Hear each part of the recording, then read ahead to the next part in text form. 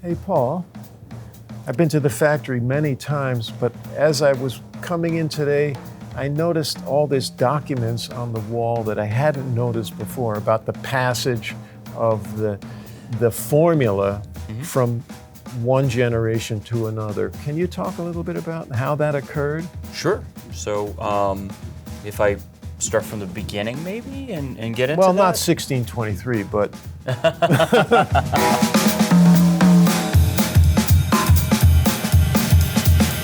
Well, you know, Zildjian has a secret formula, which is really just a recipe on how to put the copper and tin together to make this B20 bronze. And, you know, whoever is the head of the Zildjian foundry, you know, as that person ages and decides that they might not want to run the business anymore, it would get passed on to the next eldest male member of the family at the time. And now, being in the 21st century, that secret has been passed on to Craigie and Debbie Zildjian, the first women to really, you know, run the company. So, But that letter from Turkey, before this letter showed up to Avitus Zildjian III, who was in America. he was in America. He had immigrated in the early part of the 20th century.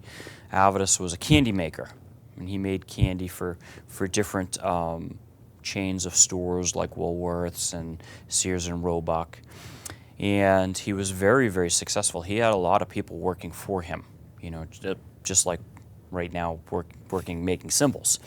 In 1927, he received a letter from his uncle Aram, and Aram was running the foundry over in Turkey, and the letter said, I'm getting older, I have no children. Avitus, you're the next eldest male member of the family. It is your kind of birthright or responsibility to now come back and take over the company. So there were no cymbals being made in America. Not at that point in time, right. And oddly enough, having worked for Armin Zildjian, with Armin Zildjian on some projects, I remember asking him about this letter coming, because Armin was about 8 years old. And I said, geez, your dad got this letter, and, you know, what was his reaction? And Armin said, yeah, he got this letter. He goes, what am I supposed to do with this? You know, I'm successful here. I really don't want to go back to Turkey and make cymbals. And cymbals are not like the business that it is today. It was really kind of small, much smaller. And he didn't really think that there was, you know, a business opportunity there. And it was actually Avitus's wife, Sally, that encouraged him to look into it. You know, she said something along the lines, you know, Avitus, you should look into this. You know, anybody can make candy, but you have 2 young sons. Maybe this is something that you can pass on to the sons, because your family has been famous for, you know, 300 years in cymbal making. So he did. He looked into it. He went to some music stores in the Boston area and said, you know, my last name is Zildjian. Does this hold any significance? And they all told him the same thing. If you want the best cymbals in the world, you play Zildjians, you buy Zildjians. So he wrote back to his uncle and said, if you're willing to come to the U.S., you know, there seems like a good market here for cymbals. We can set up a factory here. And the uncle agreed, and Avitus and his wife borrowed a significant amount of money from Sally's family.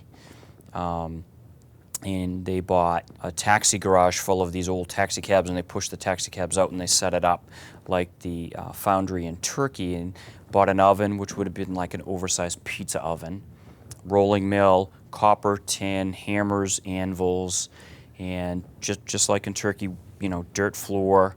And Aram came over, I believe it was around 1928, and they set up.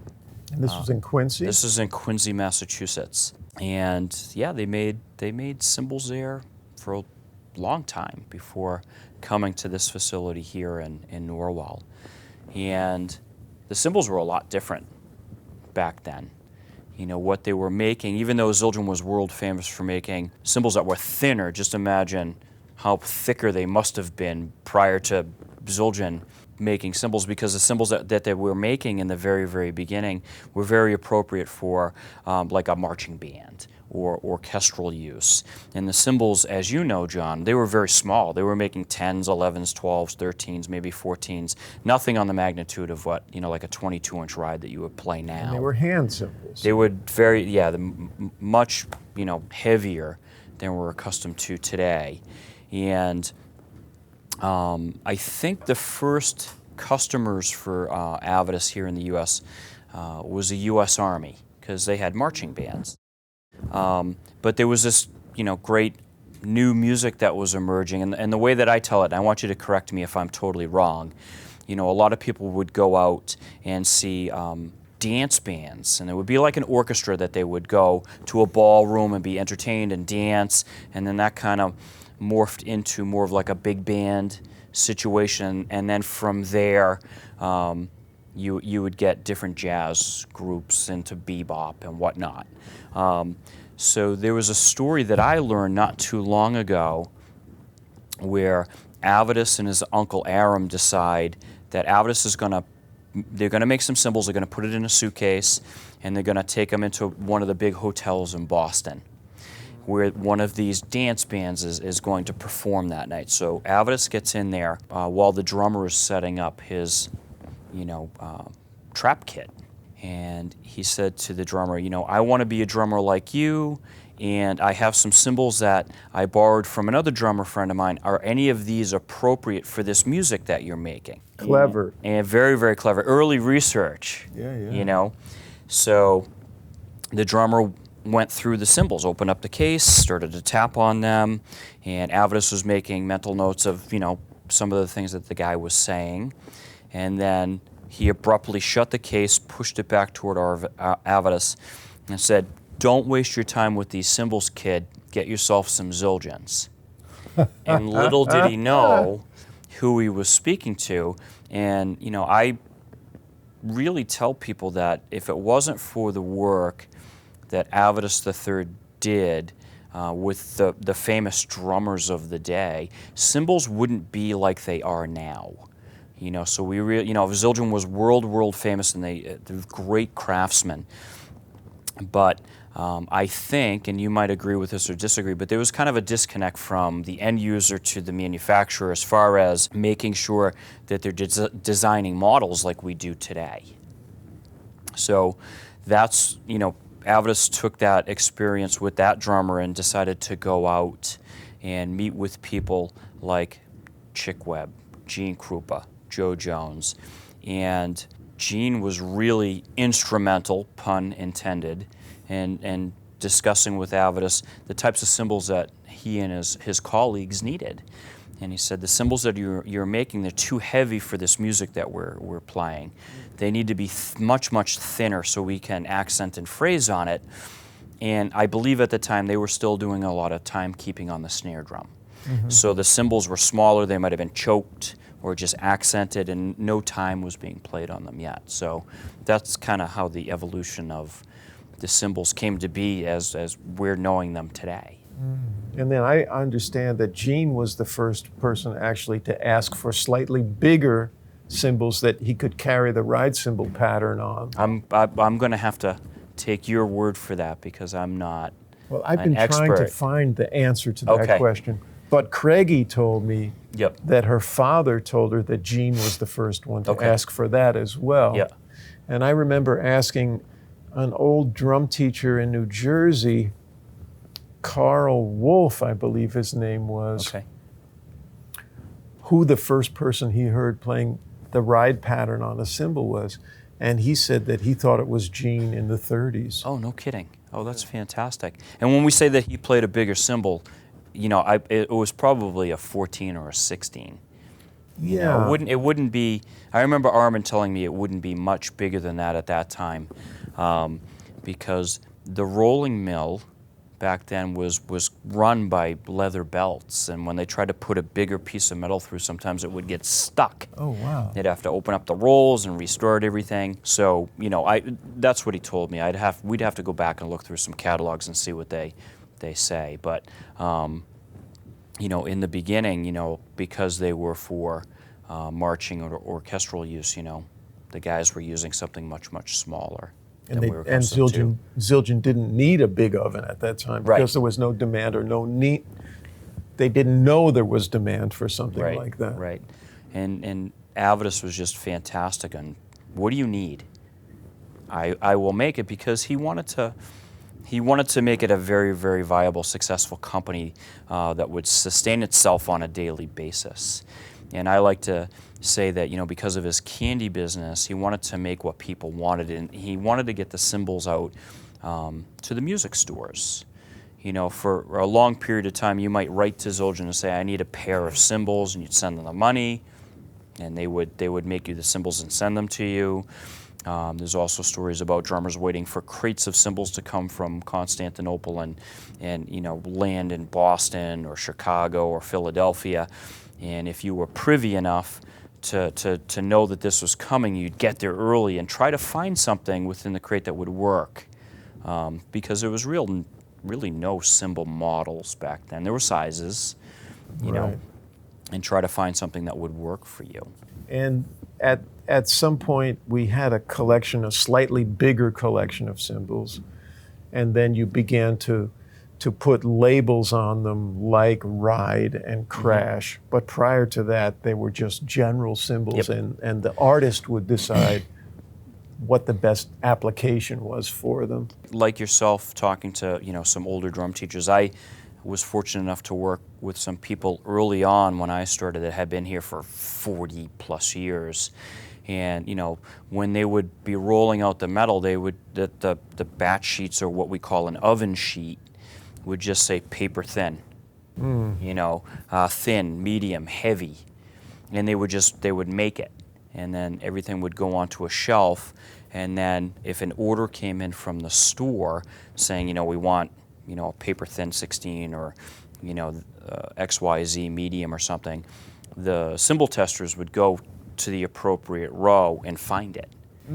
So everything was really hand selected per the store's order. And then as time went on, stuff started to line up a little bit more, and they would stamp it ride and crash, like you would say.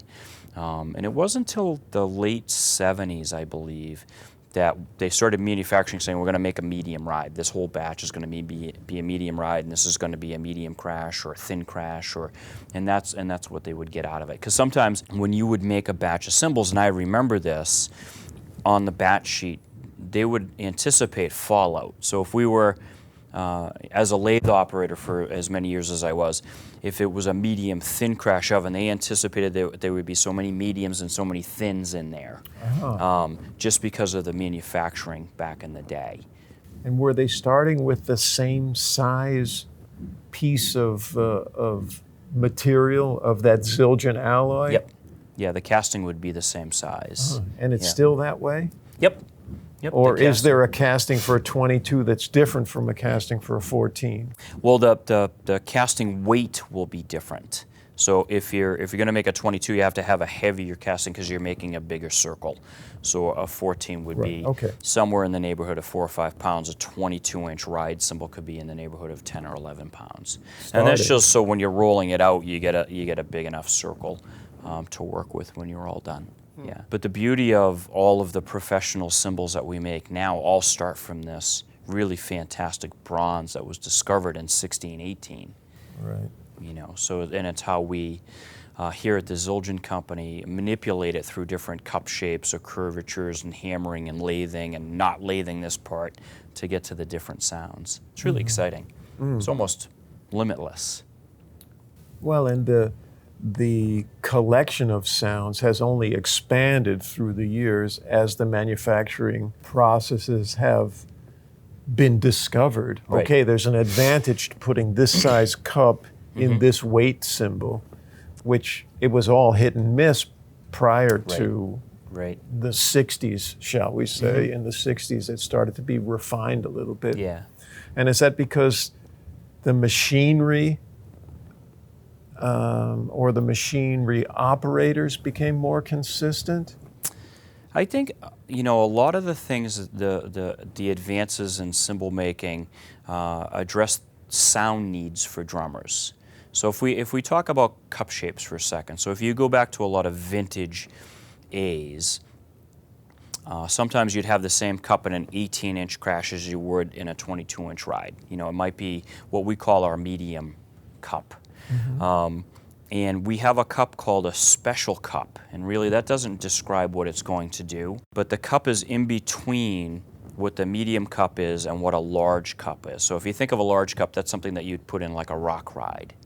And the medium cup would be something that you put in like a 20-inch medium ride. But they needed something in between for crashes that were in the 18 and 19-inch size to project a little bit more, because the bell gives you the volume of the cymbal. So they, and I don't know this for a fact, I'm kind of making this up, but they developed this special cup for this reason, for this sonic reason, and it sits in between those two bell sizes. So you can get a good 18-inch crash sound with the medium bell, but it's only going to give you so much. You know, so, you know, just because you hit the cymbal harder doesn't mean you're going to get more volume. You had to go to another cup size. And if people look at their modern day 18 or 19-inch crash cymbals, you'll see that the cup is basically the same diameter. It's a little taller, and it's got a shoulder area that's a little bit different. And it's just appropriate. So I think those advancements were based off of probably conversations with the company from drummers like yourself saying, this isn't giving me what I want. So it got developed, and they did the process of making cymbals and seeing where it works. And like this medium cup, you would think that you wouldn't put that in a 16-inch cymbal, but the 16-inch rock crash has that medium cup. So you jump from what we call our small cup in the 16-inch paper thin, medium, you know, and it's like a hi-hat bell. Right. And then you jump up into this rock crash because you need more volume, and here, boom, you have this huge bell, and it works. So if you put all these crash cymbals in line and you play it, it's not out of place, because now you get this power behind it and this projection. But then, you know, there were several advancements and machinery that Zildjian took advantage of. I'll talk about the rolling mills for a bit. The rolling mills were screw-driven, and they had these big dials on them that looked like clocks. And I remember the company went from having these screw-driven rolling mills to more hydraulically run computer-controlled. And this was all directed by the Zildjian family, you know, because when the craftsman... So what does the rolling mill do? Oh, it rolls out the metal. Yeah. So you're starting with this, and you need to get this, so you got to flatten it out. So I'm kind of jumping around here. So we'll put the casting in an oven, and we'll heat it up to stress relieve it so we can roll it out. And we put it through a set of rolls. You know, they're 4 feet long, and they're 14 inches in diameter. And we put it through. The casting has to now go back into the oven, because this is not an alloy that you can roll back and forth repeatedly. Because of the 20% tin that's in there, it work hardens very quickly. And if you try to roll it back and forth without reheating it each time, it will break. It'll you know, crack like a dry cracker or break like glass. Again, the Zildjian family said, you know, we want to, you know, reinvest back into the business and buy some more sophisticated equipment. And what we're trying to do is just try to get an even blank. So when we go to make a batch of cymbals, we have a batch of cymbals that they all are high quality. Same thing with hammering techniques. So before you ask, you know, what does hammering does? Hammering, really, it's pretty basic. Hammering compresses the metal and makes it stronger. And there's really only 2 ways to hammer a cymbal. Hammer rows, or put hammer marks everywhere, or what people refer to as random hammering. And we equate the random hammering more to like a K Zildjian type of sound, a darker, dirtier sound. And then hammer rows is more like an A custom Avitus type of sound, because everything's nice and even, so the vibrations can travel more evenly across the body of the cymbal, whereas with a K Zildjian cymbal, the hammer marks are everywhere, so you have speed bumps that interrupt the vibrations and kind of give it that really kind of dark and dirty, complex sound. A lot of the different cymbal developments over the years spurn different techniques that, you know, you take advantage of different, you know, advantages in machinery. You know, going from hand hammering to more maybe computer-controlled techniques. And what that does is that it works the metal to give you a consistency of sound within a batch. I like to share with people when I'm giving a tour of the factory that it's Zildjian's job to make sure that you're getting what you expect when you buy a Zildjian cymbal. So if you go in looking for an A custom, it's our job to make sure that the A custom that you're looking for meets your needs and your expectations, or a K Constantinople. So the processes and techniques that we put together to get to that sound is going to give that to you, so you can express yourself. How big is a batch? It depends. So if you're making splashes, there could be a couple hundred in there. You know, if you're making like a 22-inch K Constantinople ride, we only make those 50 at a time. That's 50 in the oven at once? No. Yeah. Yeah. Yep. The oven is that big. Yep. Wow. Yeah. Well, the oven can hold a couple hundred castings if we needed it to. So, you know, if we're making a batch of 14s, we'll run a couple hundred all at once. Yeah, I've always appreciated the fact that you and the company is curious about the needs of drummers. And there's this collaboration that someone, let's say Zach Danziger, says, I'm looking for a particular kind of sound that I can't find within the catalog now.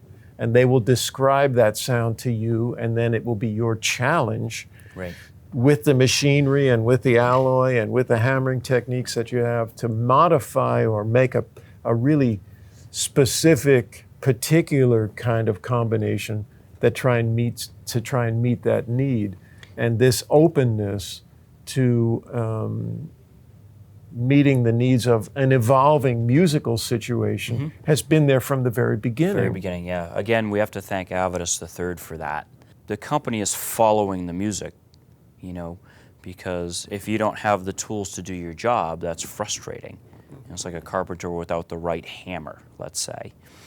You know, I've had the privilege of working with a lot of drummers like Zach Danziger, or even yourself, where there might be an older cymbal that you don't want to take out anymore, and we try to get, you know, the same spirit and feel in a modern day cymbal. And there's a lot of talking, because we have an inanimate object that we're looking at, and you're using words to describe the sound. You know, we have our language here at Zildjian, and we're trying to find a common ground where we're speaking the same thing. And I was describing earlier that the conversation usually starts off as, well, I have this cymbal and I really like it, but I need it to do this. So there's always a lot of talking first before we manipulate any metal. I'll give you a perfect example, if you don't mind me referencing Zach Danziger again.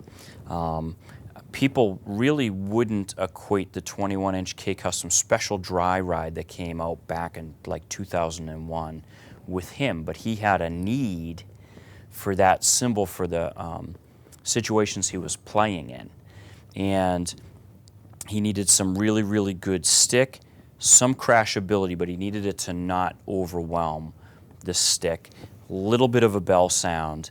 And, you know, we decided, okay, we're only going to lathe one side. The top side wasn't going to be lathed, so it was contained. It kind of had a smallish bell, not as tall as the medium cup I just referenced, something a little bit smaller, more like what's in a K Constantinople ride. And we worked the metal two different ways, a small K-style hammering, and then there was these big circular hammer marks that I used to call pepperoni hammering, because they look like pepperonis, because we didn't have a name for the tooling that we were using. And that really started the whole kind of special dry Zildjian models, and it started with that one cymbal. And it actually started off in a 20-inch size, and then it morphed into a 21. And that came from a artist's needs so he could make music. And the company continues that to this day. Yeah, that's fantastic. And another component to the challenge, if someone brings you a 40-year-old cymbal and says, you know, I love this, but I'm afraid that maybe its lifespan or whatever, can you recreate it? Then this challenge of dealing with this metal that's been played for years and years, and perhaps has gotten harder and more brittle, and then trying to imagine what it sounded like originally, that's a challenge. One of the great things is that if there's a symbol that can be looked at and discussed, if we have a similar bell size and we can get to a similar curvature hammering and then to the lathe weight of that cymbal, you're about 90% there. But like you were saying, if you have a 40-year-old cymbal, that metal's aged through playing and just age hardening on its own. And you're going to get very, very close with a new piece of metal, but the new piece of metal still kind of, it's like a brand new baby. And you got to play some stuff like that not too long ago, where there was a 1957, 1950s, 58 a Zildjian circa that was played on a famous recording, and we made some copies of it. So let me ask you this: how did we do? They were amazingly consistent and very close to the original. I think it was right on. Sometimes it's nearly impossible to get it 100% because cymbals that are 40, 50, 60 years old, there was a lot more variation from cymbal to cymbal in a batch. So not knowing exactly what went into that metal without kind of looking at it, you can get very, very close. And it can be even harder with some of the K Zildjians, because they were all, in my opinion, one-of-a-kind cymbals. You could get a bunch of 20s that might say medium ride on it, but this one's got this bell, and that one's got that bell, and this one's heavier, and this one's much lighter, and the curvatures were really never the same, so they were very unique works of art. Well, just the whole manufacturing process in Turkey wasn't as clear and consistent as it is now. Yeah. So they made some amazing cymbals, but there are also a lot of dogs because I don't even know. I've heard you say this.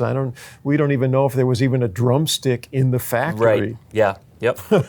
They were very, very accomplished craftsmen, and if you're hammering out a piece of metal, you get to the point, you look at it, and go, that looks good. And you pass it on to the lathe operator, and then you grab another piece of metal and you'd hammer it out. And you get to a point that looks nice, and there are no templates. There's nobody in Turkey was playing the cymbals during the manufacturing process. They might have at the end, or we know that the Gretsch Drum Company distributed a K Zildjian for the longest time, and they would pick cymbals for a lot of our heroes. Right. But I'm not aware of anybody playing during the manufacturing process in Turkey. Before they were shipped over here. Yeah. So that's that makes it harder to find a good one because they're all over the map. Yep. Yeah. But you have, fortunately for us, enough people have brought good examples to you to try and clone or to try and consider adding something with that particular flavor to the line. Right. And been very successful at that. We've been fortunate enough. I'll reference Kenny Washington, for example. He had a really great K Zildjian that the 20 that Mel Lewis gave him was a 22. The one with the big crack around the bell. Yeah. Oh yeah. So it's more like 21 and 7/8 because they were never the size advertised.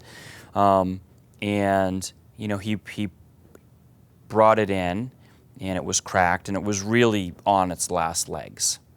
And we take a look at it, and I do this all the time because I'm holding up the cymbal pretending it's on my hand, and I was describing to Kenny, I said, you have this type of cup shape, this curvature, you see it has height here, then it kind of goes straight. We know that it has this kind of random kind of inconsistent hammering, and he kind of took a step back and told me I was crazy. And he says, who thinks about this stuff? I said, well, cymbal makers do. And so, then we make prototypes. I actually had to have a new cup shape made because we didn't have anything close to it. So the point that I'm getting to is that, we would keep cymbals, at a certain point, like it's been all hammered and shaped but not lathed yet, we would keep a reference if we needed to make it again within those steps. And then we would have a master cymbal that had been totally finished that somebody like Kenny would say, yes, this is a good representation of the older one, keep this in the testing room. So, you know, if it does get added to the catalog, we have a reference because he's going to retire this old one, and if we want to make it again, we need to have references throughout the process. So we make the bounce ride to this day, and we have a hammered shaped sample that we use, and you know, we don't have any sophisticated measuring equipment with lasers. We have a contour gauge. I know. And we put it on. Great. We put it on the representative hammered sample, and then we check the production. And if something's not right, we can tweak out, you know, the hammering, maybe a little bit more pressure depending on how this batch is coming out. And that's how we kind of get to something where it's repeatable over time. That's great. Yeah. Yeah.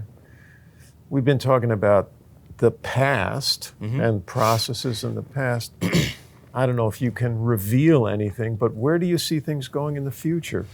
I think, you know, we're just going to continue to follow the needs of the drummers. There's a big thing going on right now where, you know, people have been doing this for a long, long time where they would stack cymbals together, but this is just a huge thing where we have recommended stacks that you can put together. From different catalog items, we have specific. These are called FX stacks, pre-packaged for you, so there's no thinking. You just take it out of the box and you have this cool kind of sound. It's a very short sound. Yeah, it's people relate it to like a hand clap sound or maybe like a Roland 505 old school drum sound.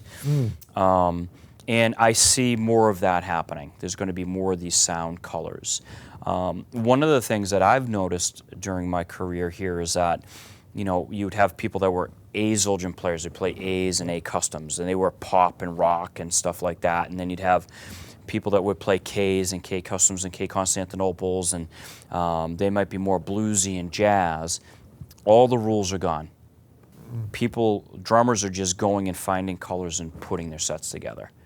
So you might have a rock drummer that's using a K Constantinople medium thin low as a crash cymbal. I got an email not too long ago from a drummer that somebody would consider a rock drummer, and he's using a 22-inch K Constantinople swish, which is really fun because that sound color speaks to him, and he wants it in the music. So all the rules are off. You know, there's no more rules. All bets are off. Find the sounds that work and put them together in your set. Then you can almost go back to the old way of not labeling anything. Right. But that would be too confusing. We've kind of done that in a couple series, like the Karope series. You know, we just have sizes. You know, and most people assume, you know, 20 or 22 is a ride, but we don't necessarily tell you have to use it as a ride. They're cymbals. Same thing with the Alvidus, which is kind of a vintage version of the A's. We make 18s, 19s, 20s, 21s, and 22s, and 14, 15, 16-inch hi-hats. And, you know, you can use them as rides, you can use them as crashes. Steve Smith uses an entire set with Journey, believe it or not, of the Alvidus cymbals. And they work out really, really good. You know, cymbals are still evolving into the stacker type of thing, but also, you know, thinner because, you know, a lot of miking techniques and recording techniques are so much more sophisticated than they were in the past that you don't have to go to heavier cymbals anymore. Yeah. So it's almost, you know, everything old is new again, you know, almost like clothing. And a lot of the older employees here said, oh, yeah, you know, cymbals are very, very cyclical. You know, we might see a resurgence of cymbals that are much, much heavier, like the Z series that were popular in the 80s. You know, we have yet to see this, but As the music changes, we're prepared to, you know, provide that to the drummers. How many different models do you make now, do you think? I think there's probably 600 between 6 inches all the way up to 24 inches. Everything in between. Yeah. Wow, that's quite a catalog. Yeah, it's pretty daunting. Wow. Yeah. Thank you, Paul. Thank This you. was really informative. Great to see you. Yeah. All right.